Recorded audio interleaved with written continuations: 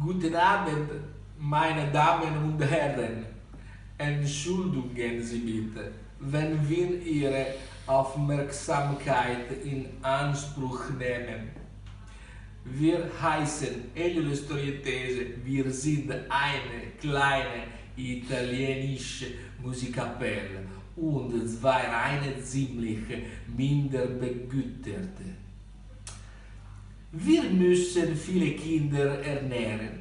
Unsere Geschichte ist von Schmerz und Entbehrung geprägt.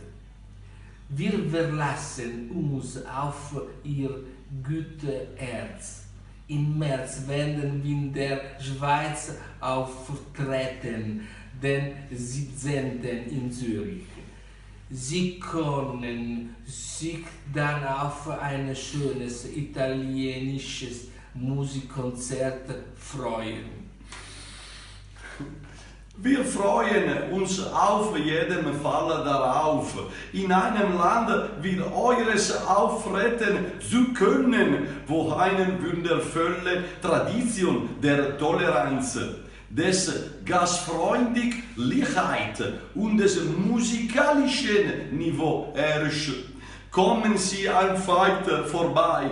Die Älteren werden sich merkbar jünger fühlen und die Jüngeren werden doch jung bleiben. Bleiben. Wir sind noch ein kleines Musikunternehmen, aber mit diesen Entwicklungsgausi stehen.